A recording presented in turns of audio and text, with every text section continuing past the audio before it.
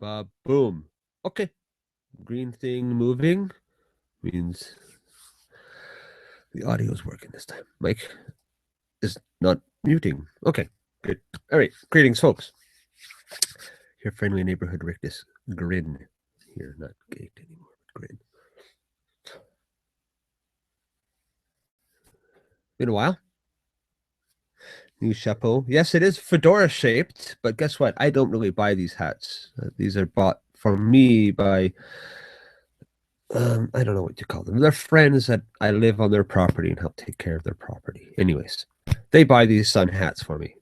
And the whole fedora thing, I was wearing fedoras over 30 years ago when I was a fucking teenager.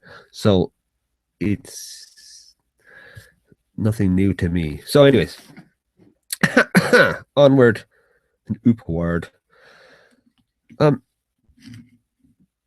The Orlanda shooter and the whole catastrophe. First off, wow. My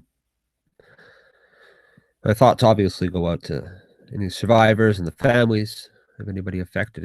It's atrocious. It's a horrible thing that obviously. Welcome to the fucking monkey house, folks. Instead of throwing feces, we have technology. So, that being said, Hogtie Champ left a very interesting comment a little while ago, but just after I decided that I wanted to make a little video about this whole thing, ironing out or trying to just throw out some ideas out there in my episode of Spitballing. Yes, Spitballing, brought to you by One Drop. Irie. So, anyways, Hogtie Champ left a very interesting comment. It deserves rereading and sharing. Yep, it was definitely one thing. Most definitely, it was this one thing. It was because of Islam. Or maybe it's a hate crime against gay people. Or maybe it's because of the lack of gun control laws. Or maybe it's because he was gay and therefore mentally unstable. Don't know exactly what that means. Maybe it was exactly this one thing. But most definitely, whichever it was definitely one thing. Let's not consider the possibility that it was foolish ancient religious thinking that instilled a hatred for LGBT people into the mind of a religious person who turned out to have homosexual drives, thereby creating intense self-loathing and fear of eternal torture, combined with the ancient religious message that a person can redeem himself by slaughtering a bunch of sinners and be killed in the process. This is the second time I've heard of this referred to. All happening within a country where any temporarily insane person can embark on suicide by police with a legally acquired assault rifle and then a day's planning. No, it can't be that. It has to be one thing. And probably it's that one thing that you mentioned in your post to social media. Yep, that's probably it. So I thought that was a really great post because it really very much succinctly summarizes my thoughts. Because I had somebody had shared an article on G Plus or whatever, some posting about this is the day after whatever about this Omar guy being actually a frequent customer at Pulse and a user of gay apps for dating and such. So under that post, I said, "Oh, look at that! That's very interesting. Maybe it was his Islamic teaching on homosexuality being sinful and immoral paired with his own homosexual drives, clashing. Over the top he goes. Anyways, so that's kind of what I was thinking. And after I made that post, I lost about 10 followers on Archie Plus, which is kind of interesting. I don't know whether that was the reason why, but it was just kind of strange. I found it strange and odd. But it's really interesting that these things really galvanize things on the internet. The internet, it seems to be a place where nuanced thought is not required. Not required. Please, no nuanced thought required. Stop that. Stop that nuance. That's what it seems like to me. And it can be very frustrating at times because like, spitballing here, it's just an idea. And you don't even get a chance to even voice your opinion as to why you might be leading that way. So I found Hogtie Champs very interesting post. It was good. It should be shared. So it seems to be this fixation on a single. It's a dogmatic fixation as well. It's on a single storyline narrative.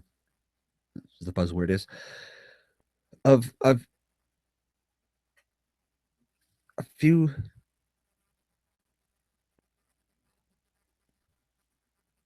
possible factors that went into the motivation behind Omar pulling the trigger numerous times. But it just seems like Hogtie Champ said it has to be this one thing. Now, maybe that's to fulfill a political agenda of their own or a belief set that they have to keep going. I don't know. But that's what it seems like. No room for subtlety, no room for nuance. So I just thought I might make this video and possibly break down how I came about personally, where I'm coming from on this whole thing. So I'm not an Islamic apologist. I'm not one of these uber liberals type. No. So spitballing here. Brought to you by One Drop. One Love, whatever. So there's a number of fixations here. Islamic terrorist, and this is one is very important because obviously this is a blight on the globe in general. But we must be careful and make sure that we label those actions that are actually motivated in this way, and don't mislabel them. Don't try to, like Trump seems to be doing. To me personally, I see Trump grabbing the ball and just running with it with this Islamic terrorists are at fault for Orlando. It's perfect. That's it. It's got to do with Muslim, period. It's Orlando, period. Or sorry, it's Muslim, it's ISIS, period. It's Islamic terrorism. No, not necessarily, dude. Like, and this is coming from a would-be leader, somebody who's, I don't know, to me, not necessarily hedging his bets, but not fanning the flames either. I don't know. It just doesn't seem prudent. A prudent course of action for a would-be leader. So this is fixation on this Islamic terrorist bent of this. Now, I don't know. I don't know about that because I know he did the 911 call saying, I'm doing this in the name of ISIS, da da da. But I mean, I could write a song and dedicate it to Tool and say it's inspired by Tool, but doesn't mean I'm in the band Tool, right? I mean, I don't know. Because there is no digital or paper trail at all linking him to any organization or network. In fact, he has somewhat contradictory, according to some reports I've seen, contradictory support of terrorist groups that are actually one against the other. So I don't know. Maybe he's just he seems like he comes across as a very confused individual in that way. So in that way, I don't know. I don't know if it's this Islamic terrorist, as in let's say what happened in France or Belgium, in the same vein, in the same way. You know, it might be it is Islam probably that motivated it right from the ground, but it's not this. Not this. It doesn't seem the same to me. And that's partially because there's very little to go by on. There's no connection between him and ISIS and all this kind of stuff. Um, there's a few other ones. He's a homophobic psycho who just ultra conservative homophobic psycho guy who just went on a rampage. Yeah, I know. Now that we kind of can see that we find out that he has had homosexual leanings or was gay, closeted homosexual, then maybe that it might be an internalized homophobic reaction. Yes, okay, I can see that, but not necessarily the whole redneck homophobic thing. It's not that. I don't think so. There's some video game inspired conspiracy thing. That's sorry. Um, what is it? The 80s? Like video games doing this kind of stuff. It's the same thing as is in the same boat as subliminal messages. Talk to Judas Priest about that. It's a joke. So that's sorry, no. Mental illness. He was mentally unstable. Well, I could say, yeah, obviously somebody who does that kind of thing is mentally unstable in some way, shape, or form, whether it's an illness from right from birth kind of thing, or it was just a break in the psyche at that time due to situation, whatever was happening. His father mentioned him being upset seeing a couple of gay guys being affectionate in public before this event. So who knows? Maybe that was the trigger that pushed him over the edge. He hated that, so he hated himself. Push, push, push. Push comes to shove, off we go. But I don't. Yeah, that's there was still a lot of forethought. He was very much in control, as far as I can tell, of the whole thing. Still, so I don't think mental illness is necessarily the only thing. It's multi-layered, very multi-layered. I do believe.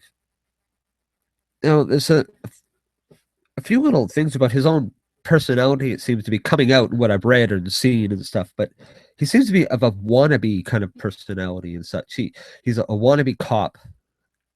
He tried to be a cop but failed for whatever reason. So he's a wannabe cop. Actually, he was a wannabe cop as a security guard. So he's a wannabe cop. There's a number of selfies of him with NYPD paraphernalia on. He don't work for the NYPD. He's a wannabe hetero, married twice, so 2 beards. Wannabe hetero. Wannabe homosexual in a way but reluctant because he would hang out and not. He would hang out in these bars according to the reports and stuff, but not really do much. I mean, that's it was very conflicted person, obviously, very conflicted, and I do believe a wannabe terrorist. Thus, the 911 ISIS call, right? Just a very fucked up individual. Very horrible case, obviously. But we have to. So many people are on and on about what's the motivation. What's the motivation? It says one thing. Well, it's not this one thing. I don't think. It doesn't seem to be. You add it all up, and if the motivation is kind of what we're looking for in order to figure out. Okay, how can we mitigate these sort of things happening in the future? So that's why I think it's kind of important to assess this out. That's all I really wanted to rant on about. This time I didn't have any mic issues. The little green doohickey on the screen is wiggling back and forth, so it seems to be going through. I have one viewer. Woohoo! Anyways, so yeah, in summary, who knows? Welcome to the fucking monkey house, folks, where we don't use feces. We have technology. Aren't we so fucking special? Greetings.